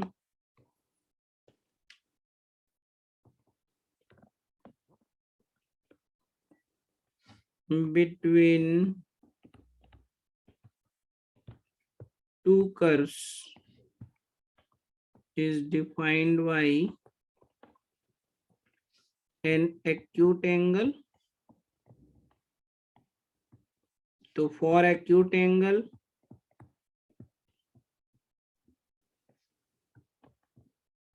हम मॉड ले लेंगे इसी का, यानी cos थीटा आ जाएगा mod of N1 dot N2 mod N1 mod N2।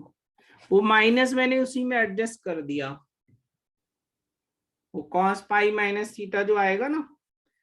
अब मैंने ऐसा क्यों किया वो भी मैं समझा देता हूं आपको, और इसका हमें डायरेक्शन से कोई फर्क पड़ेगा। आप सोच रहे होगे कि सर एक का इनवर्ड हुआ दूसरे का आउटवर्ड हुआ तो फिर ये एंगल बदल जाएगा, ऐसे कुछ कंफ्यूजन आ रहा है आपको या नहीं? Yes sir. अब मैं देखो इसको समझाने का प्रयास करता हूँ। देखो इसके लिए मुझे ये शेयरिंग हटानी पड़ेगी, तब जाके आपको पूरा दिखेगा। अब जो है देखो, ये जो प्लेन है ये इनफाइनाइट लेंथ है जहां तक हम सोच रहे हैं, जहां तक ऐसे इस तरह और ऐसे तरह इधर भी और इधर भी इनफाइनाइट लेंथ है। एक सेक्शन हमने रखा हुआ है यहाँ पर। ठीक है। अब जो है एक दूसरा प्लेन है जो इसे कट कर रहा है। आप ध्यान से देखना, ऐसे कट किया इसने यूं, ठीक है। अब इस प्लेन का, तो ये वाली जो बुक है हमारी, यहाँ पर ऐसे देखो आप, ठीक है ना। तो इसका जो एक सेक्शन इधर भी तो होगा, तो वो मैं इधर होल्ड करने की कोशिश करता हूँ। ये है आपकी एक तो बुक ये है और एक ये है। अब इसका एक सेक्शन इधर भी होगा, ऐसे प्लेन का होगा ना, ऐसे। तो अगर एक तरफ एंगल ये थीटा बना रहा है तो दूसरी तरफ पाई माइनस थीटा बना रहा होगा। अगर जैसे इधर वाला एंगल हमने कहा, इधर वाला ये, जैसे इधर वाला एंगल अगर ये थी एक्यूट एंगल नहीं है इधर वाला, तो इधर वाला एक्यूट एंगल होगा इस तरफ। बात समझ आ रही है नहीं? Yes sir. इसी तरह जो आपके वेक्टर ले रहे हैं, वो वेक्टर जो है हमारा, हो सकता है हमने आउटवर्ड ले लिया इधर और आउटवर्ड इधर ले लिया, हो सकता है वो इनवर्ड रहा हो वेक्टर, तो उससे होगा क्या, फर्क क्या पड़ेगा? वो एंगल जो है सिर्फ साइन में ही तो बदलेगा। कुल मिला के अगर एन की डायरेक्शन बदल दी मैंने, तो जहां n1 डॉट n2 -1/2 आएगा, अगर डायरेक्शन चेंज करेंगे तो +1/2 आ जाएगा। तो एक्चुअल क्या हो रहा होगा, हम एंगल मेजर तो ये वाला कर रहे थे, बट डायरेक्शन इन्वर्ट होने की वजह से वो इधर वाला एंगल मेजर हो रहा था, इसीलिए वो ऑब्टूज एंगल आ रहा है। तो n1 n2 का जो डॉट है वो निगेटिव हो जाएगा उस केस में, बस। तो सिर्फ साइन का ही तो फर्क आएगा। और जब हम एक्यूट एंगल कंसीडर कर रहे होंगे तो हम उसी को पॉजिटिव कर देंगे, तो अपने आप ही एक्यूट एंगल वो कन्वर्ट हो जाएगा। नहीं आया समझ में?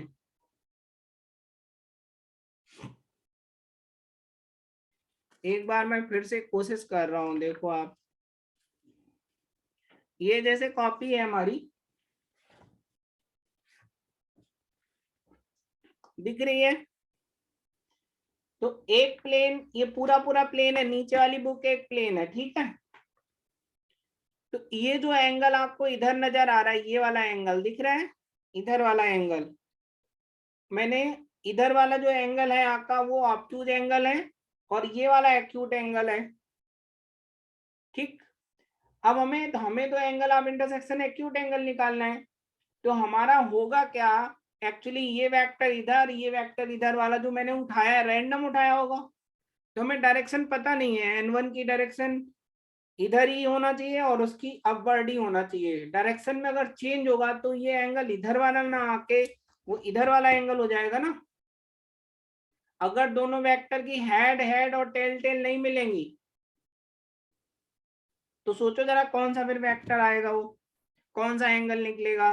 तो दूसरे साइड वाला एंगल नहीं आ जाएगा वो। Yes sir. और उससे फर्क क्या पड़ेगा? उससे फर्क ये पड़ेगा, वो निगेटिव हो जाएगा। बात समझ अब आ रही? Yes sir. एक वर्ड इनवर्ड एक आउटवर्ड हो गया अगर, और अगर दोनों ही सही उठाए होंगे हमने आर डॉट एन वाले फॉर्मूले से, तो अपने आप ही एक्यूट एंगल देगा वो। और हमने गलत उठा लिए होंगे तो वो माइनस साइन दे देंगे आपको, और क्या करेंगे। और हमने कहा एंगल ऑफ इंटरसेक्शन क्योंकि दोनों ही है, वो ऑब्टूज एंगल वाला भी है और एक्यूट एंगल वाला है, वैसे तो गलत नहीं है, बट क्योंकि फंडामेंटली हम हमेशा एक्यूट एंगल वाले को डिफाइन करते हैं, तो इसीलिए उसी का मॉड ले लो, बात खत्म। अब आया समझ में? Yes sir. हाँ, तो इसलिए हमने क्या किया, उसका उठा के मॉड ले लिया, क्योंकि हमें पता नहीं चलेगा कि कौन सी इनवर्ड वेक्टर है, कौन सा आउटवर्ड वेक्टर है। तो दोनों में से अगर दोनों सेम मतलब होंगे, या तो दोनों से इनवर्ड वेक्टर होंगे या दोनों आउटवर्ड होंगे वेक्टर प्लेन के, तो उस केस में तो हम जो एंगल कंसीडर कर रहे हैं वही आएगा। अगर एक इन एक आउट वाला वेक्टर हो गया तो ऑब्वियस है दूसरा वाला एंगल आ जाएगा। तो हम उसी का मैग्नीट्यूड ले लेते हैं, तो हमेशा एक्यूट एंगल ही आएगा, फिर ये कंफ्यूजन नहीं रहेगा, इसलिए मैंने मॉड ले लिया। तो अब समझ आ गया? Yes sir. तो ये हो गया हमारा। अब ये दोनों प्लेन अगर परपेंडिकुलर है हमारे, इस तरह। अगर ये परपेंडिकुलर है तो फिर इनके नॉर्मल वेक्टर भी तो परपेंडिकुलर हो जाएंगे। अगर ये एंगल 90 बन रहा है तो फिर n1 डॉट n2 0 हो जाएगा, यानी a1 a2 plus b1 b2 plus c1 c2 0 हो जाएगा। ये परपेंडिकुलर की कंडीशन हो गई। Condition for perpendicular planes.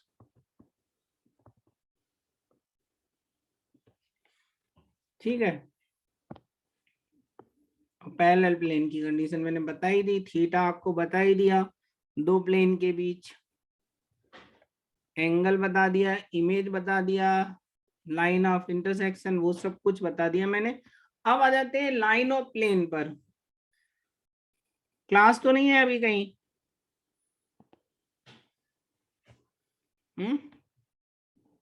Class है 15 मतलब 5:15 से। बस 5-7 मिनट की और बाद है, ये चैप्टर खत्म हो जाएगा, बस लाइन प्लेन ओके रहेगा। Sir, okay sir. अच्छा।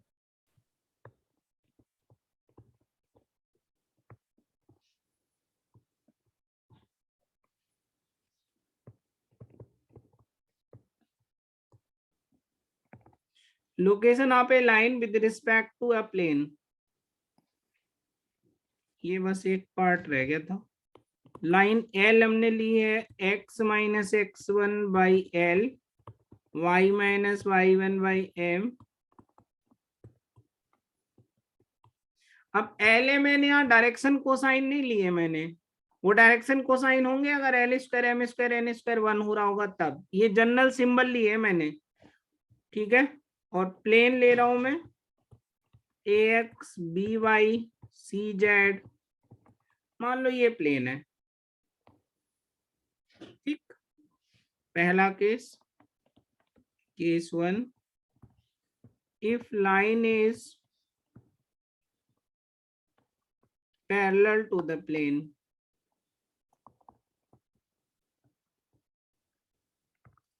लाइन प्लेन के पैरेलल है, मतलब ऐसे है ये लाइन। तो लाइन में हमने कहा था क्या क्या गिवन होता है, एक पॉइंट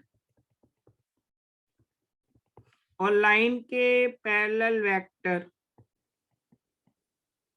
और प्लेन का गिवन है तो प्लेन का नॉर्मल। तो यहाँ n डॉट बी 0 नहीं होगा, ये भी तो हो जाएगा। देखो आप, ये है हमारा प्लेन और ये है लाइन। ये लाइन देखो मैं रोटेट कर रहा हूं, दिख रही है मेरी पेन? फोटो में तो ऐसे दिख रही है आपको, बट ये इस तरह भी हो सकती है, ऐसे भी हो सकती है, ऐसे भी हो सकती है, कहीं भी हो सकती है। और इसका जो नॉर्मल है हमारा इस प्लेन का, ये है नॉर्मल, आपको दिख रहा है नॉर्मल। और ये लाइन है, तो लाइन देखो यूं चल रही है, बी वेक्टर और नॉर्मल हमेशा कहीं भी हो, ये लाइन पूरे प्लेन में ऐसे ही बी वेक्टर और एन वेक्टर हमेशा परपेंडिकुलर होंगे। क्लियर है? Yes sir. देखो ऐसे, तो ये मैंने यहाँ फोटो में तो एक ऐसे करके दिख रही है आपको, क्योंकि जब 2D प्रोजेक्शन लेंगे ऐसे ही बनेगा, वो कैसी भी हो वो दिखेगी नहीं इसमें। यानी आ जाएगा आपका AL प्लस BM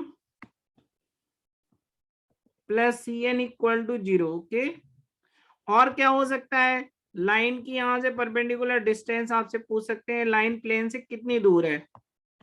तो फिर हम इसमें क्या करेंगे, ये P की डिस्टेंस नहीं निकाल सकते,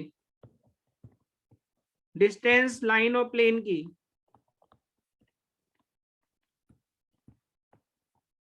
लाइन फ्रॉम प्लेन हो जाएगी, इसी पॉइंट से परपेंडिकुलर निकाल देते हैं, AX1 BY1 CZ1, इतनी डिस्टेंस पर होगी ये लाइन। अब अगर ये लाइन प्लेन में ही आ जाए तो ये P 0 हो जाएगा और N डॉट B भी 0 हो जाएगा।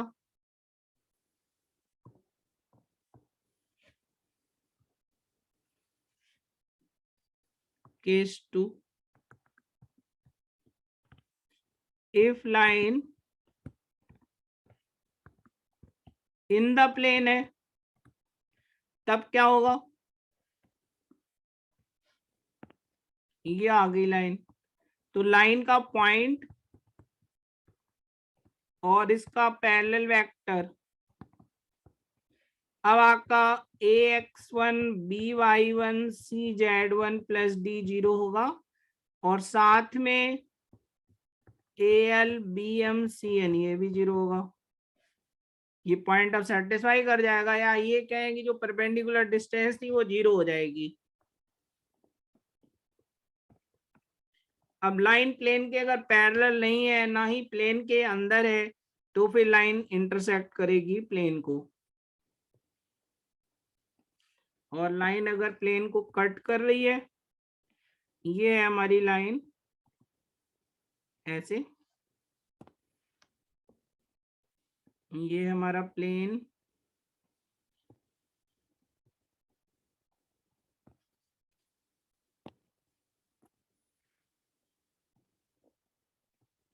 और प्लेन का नॉर्मल वेक्टर,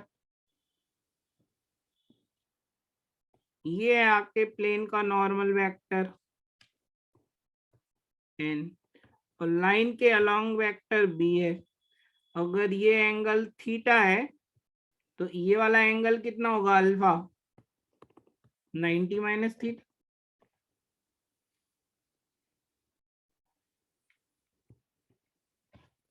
तो यहाँ पर आप एंगल आप इंटरसेक्शन लगा सकते हैं।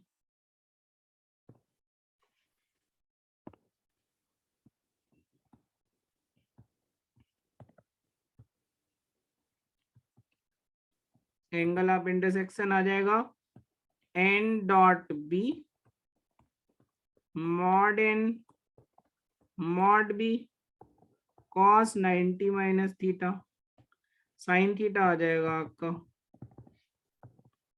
एन डॉट बी मॉड, और ये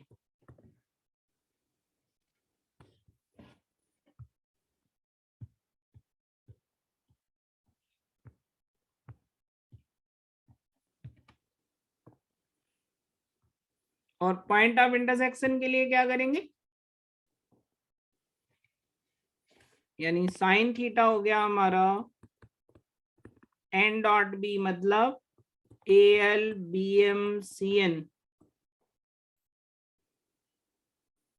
divided by root A square B square C square L square M square N square, ऐसे।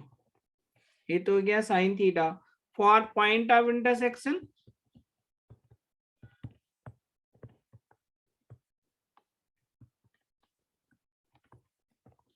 क्या करेंगे, P का कोऑर्डिनेट लैम्डा के फॉर्म में ले लेना आप।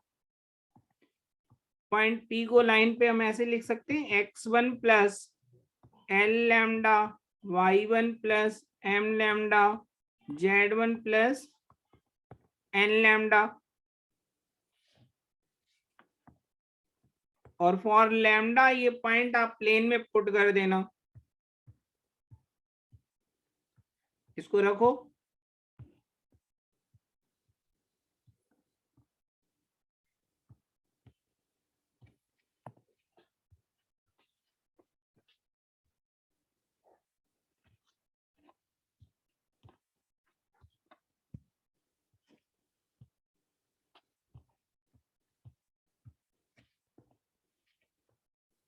तो यहाँ प्लेन में पुट करें इसे, क्या बनेगी कंडीशन, प्लेन में पुट कर देंगे तो आ जाएगा A X one plus L lambda B Y one plus M lambda C Z one plus N lambda. इससे लैम्डा की वैल्यू आ जाएगी, कितनी आ रही है,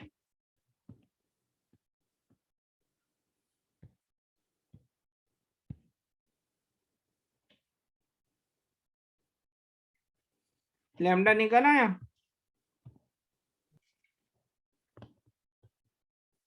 लैम्डा आ गया हमारा minus A X one by1 cz1 plus D, और यहाँ आ जाएगा al bm cn ऐसे। अब आप देख रहे हो दोनों जीरो हो जाएंगे, तो उस केस में लैम्डा इंडिटरमिनेट हो जाएगा, मतलब लाइन प्लेन के पैरेलल हो जाएगी। अगर ऊपर वाली वैल्यू सिर्फ जीरो है, इसका मतलब फिर वो पॉइंट, सारे पॉइंट इनफाइनाइट वैल्यू सेटिस्फाई कर जाएंगी। तो आप इससे भी देख सकते हैं, तो ये पॉइंट भी आ जाएगा आपका पॉइंट ऑफ इंटरसेक्शन लाइन और प्लेन का। बाकी कुछ और पर्टिकुलर केसेस हैं, एंगल बाइसेक्टर कैसे लिखते हैं, वो सब अगर क्वेश्चंस में मिलेंगे, जब हम जेई के क्वेश्चन सॉल्व करेंगे तो वो कॉन्सेप्ट हम फिर आपको समझा देंगे, ठीक है। तो आज के लिए अब इतना ही रखते हैं।